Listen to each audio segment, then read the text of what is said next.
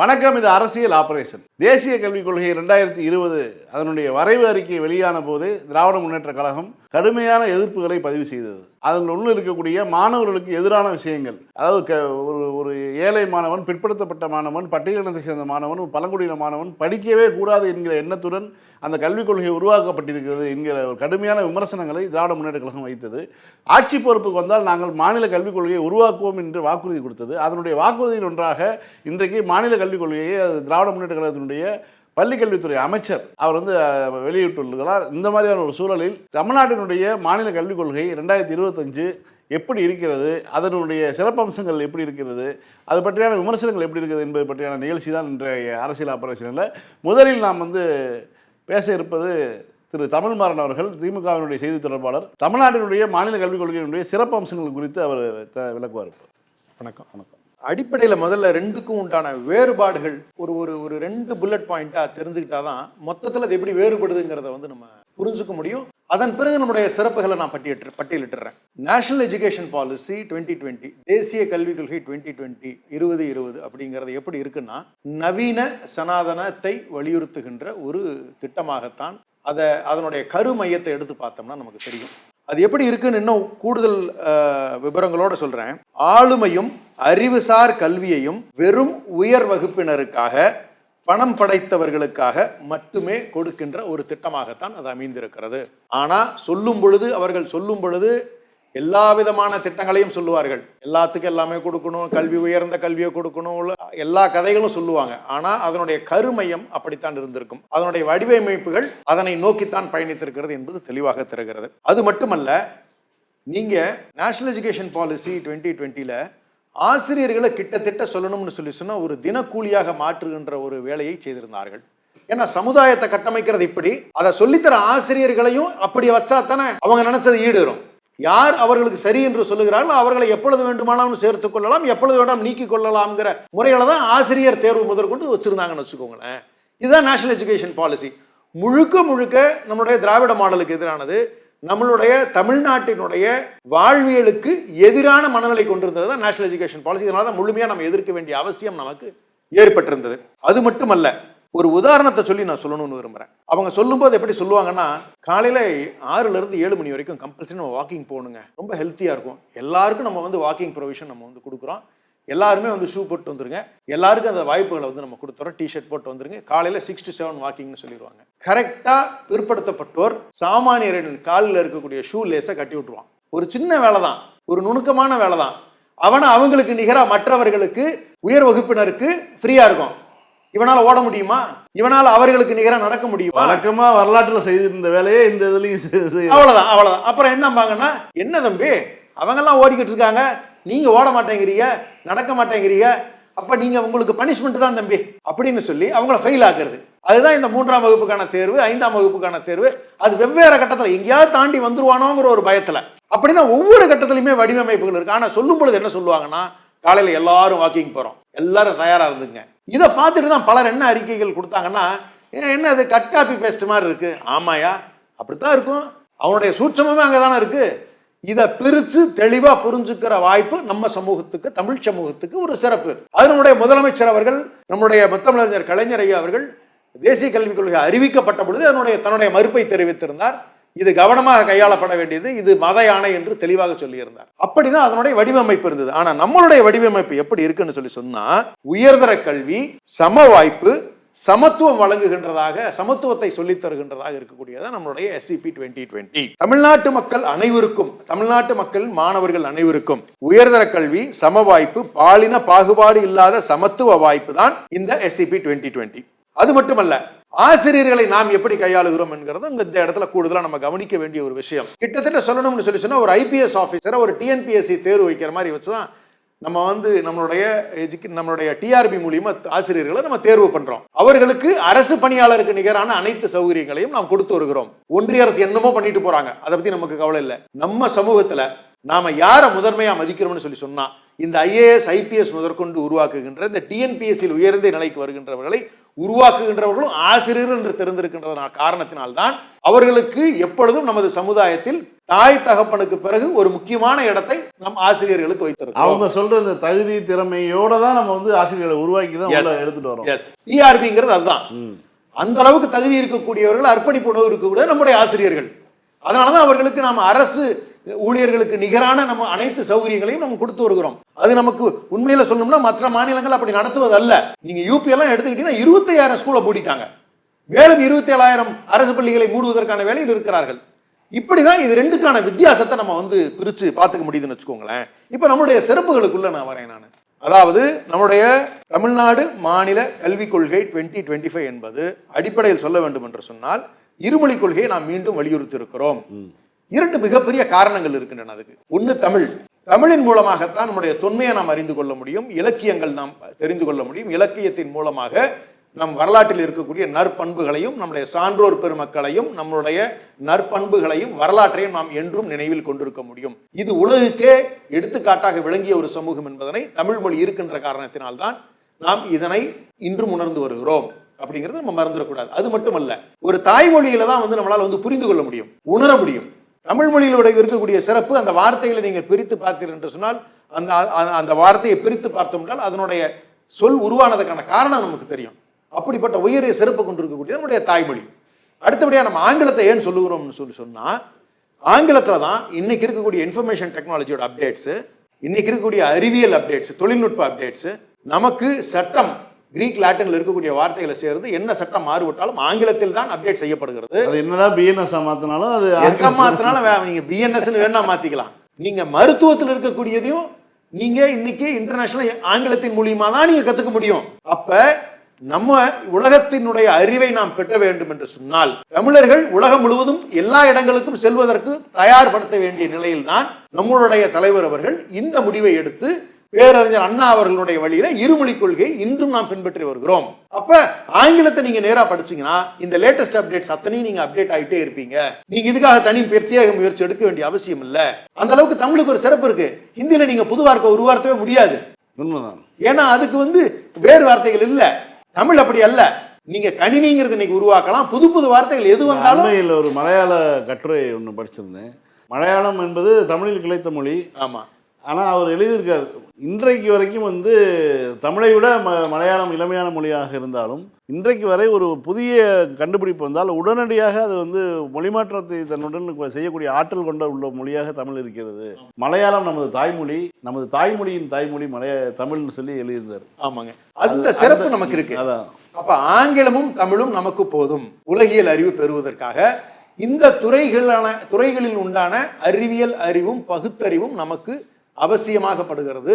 அதனால்தான் இதை நாம் விடாமல் வைத்திருக்கிறோம். தமிழ்நாடு எல்லா துறைகளிலும் என்று சிறந்து விளங்குகின்றது என்று சொன்னால் அதற்கு முக்கியமான அடிப்படை காரணம் இந்த இருமொழி கொள்கையாக கூட ஒரு பெரிய பாயிண்ட் ஆஃப் ஃபேக்டரை நம்ம வச்சுக்க முடியும். இதுதான் நம்மளுடைய என்இபி, நம்மளுடைய என்இபி 2020க்கும் எஸ்இபி 2020க்கும் இருக்கிற டிஃபரன்ஸ். என்இபி என்ன தெரியுங்களா சொல்லுது? ஆங்கிலத்தையே அவங்களுக்கு கற்றுத்தரது இல்லை. பெயரளவில் மட்டும்தான் வடநாட்டில் 10 to 12% மக்களுக்கு மட்டும்தான் ஆங்கிலம் தெரிந்திருக்கிறது. மற்றபடி அவர்களுக்கு ஆங்கில அறிவை கொடுப்பதற்கான எந்த பிரத்யேக முயற்சியும் எந்த மாநிலங்களிலும் பாரதிய ஜனதா ஆளுகின்ற பாசிச மாநிலங்களில் முயற்சிகள் எடுக்கப்படவே இல்லை. அததான் அவருடைய உள்துறை அமைச்சர் தெளிவாக சொன்னார். ஆங்கிலம் கற்றுக்கொள்வது அவமானமாக ஒரு காலத்தில் கருதப்படுவதாக தெரியும் சொல்லி அவங்களை திருப்திப்படுத்துறதுக்காக அந்த வார்த்தைகளை போட்டு உடைச்சார். இல்லை, அங்கே தான் இப்போ நிறைய வீடியோக்கள் வருது. அங்கே உள்ள ஆசிரியர்களுக்கே ஆங்கிலம் சின்ன சின்ன சொற்களுக்கு கூட வந்து ஆங்கிலத்தில் சொல்ல தெரியல, தப்பு தப்பா எழுதுவாங்க. அப்படிதான் இருக்கக்கூடிய மாநிலம். அப்ப அவன் ஆங்கிலம் தெரியக்கூடாதுன்னு நினைக்கிறாங்க. ஏன் தெரியக்கூடாதுன்னா, ஆங்கிலம் கற்றுக்கொண்டார்கள் என்று சொன்னால் அவர்களுக்கு அவருடைய உரிமைகள் தெரியும், சட்டம் கற்றுக்கொண்டு விடுவார்கள், உலகியல் அறிவு பெற்று விடுவார்கள். அதையெல்லாம் பெற்றுக்கொண்டார்கள் என்று சொன்னால் அவர்கள் பரப்பி வருகின்ற பிற்போக்குத்தனங்கள் எல்லாம் கேள்விக்குறியாகிவிடும். அப்ப அவருடைய அடிப்படை சித்தாந்தமே அடிவாங்கும். அப்ப எக்காரணம் கொண்டு ஆங்கிலம் கற்றுக் கொடுக்க கூடாது அப்படிங்கிறது அவர்களுடைய மிக என்ன சொல்றது, அவர்களை பாதுகாத்துக் கொள்வதற்கான ஒரு முயற்சியாக தான் வச்சிருக்காங்க. ஆனா தமிழ் இனம் அப்படி அல்ல, நம்முடைய தலைவர்கள் அப்படி அல்ல.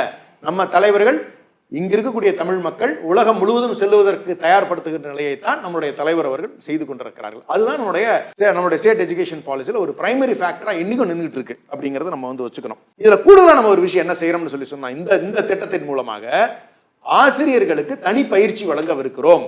இல்லை அப்போ ஒரு NEP 2020 சொல்லக்கூடிய மாதிரி ஒரு குறிப்பிட்ட ஆண்டுகளுக்கு ஒரு முறை ஆசிரியர்களுக்கு வந்து தேர்வு வைக்கணும், தகுதி தேர்வு வச்சு தேர்வெல்லாம் இல்ல, அதுவும் இதுவும் ஒண்ணா வருது. இல்ல தேர்வு இல்ல, பயிற்சி மட்டும் தான் கொடுக்க போறோம். புலமையில் சிறப்பு கொடுக்க போறோம். ஏன்னா அவங்க இங்கிலீஷ் சொல்லுவார்கள் இதை தான் சொல்றாங்க. அங்க இருக்க அதே தான் இங்கேயும் இருக்குது. அங்க வந்து 3 ஆண்டுகளுக்கு ஒரு முறை ஆசிரியர்கள். 2 பெரிய வித்தியாசம் என்ன தெரியுங்களா? நாம எந்த இடத்துலயுமே யாரையுமே நீக்க போறது இல்ல. அங்க இருக்கிற வித்தியாசம் என்ன தெரியுங்களா? உடனடியே சரியில்லைன்னா உடனடியே நீக்கலாம். நீ ஆசிரியரா இருந்தா நீக்கலாம், நீங்க வந்து மாணவர் திருப்தி இல்லைன்னா நீங்க நீக்கி வெளியே அனுப்பிச்சிடலாம். எல்லாருக்கும் பனிஷ்மெண்ட் உண்டு. இங்க அப்படி இல்ல. திறன்களை வளர்த்துக் கொள்வதற்கு தொடர்ந்து பயிற்சி தேவை. ஒரு அப்டேட் இருக்குன்னு வச்சுக்கோங்களேன். இப்ப நான் சொன்னேன் அந்த ஐடியில் அப்டேட்லாம் இருக்குன்னா இதெல்லாம் யார் சொல்லி தருவா? ஆசிரியர்கள் அப்டேட் ஆனா தானே அவங்க மாணவர்களுக்கு கடத்த முடியும். NEPக்கும் SEPக்கான இந்த குறிப்பாக இந்த ஆசிரியருக்கான தகுதி விஷயங்கள்ல வந்து இந்த இதுதான் பயிற்சி மட்டும்தான் வழங்கப்படுகிறது. அந்த பயிற்சியும் எப்படின்னு சொல்லி சொன்னீங்கன்னா ஆங்கில புலமை வளர்த்துக் கொள்வதற்கான வாய்ப்பு தானே ஒழிய மற்றபடி கட்டாய திணிப்போ அல்லது ஒரு பயிற்சி தேர்வாகவோ இருக்க போவது இல்லை. அப்ப எப்படி பாருங்க, அதான் சொல்றேனே, இவங்க நான் தான் சொன்னேன் அந்த ஷூ லேஸை சன்னமா கட்டி விட்டுட்டு ஏன் ஓடலைன்னு சொல்ற கேட்கறக்காக தான் இவங்க பண்ற பித்தலாட்டத்தனையுமே.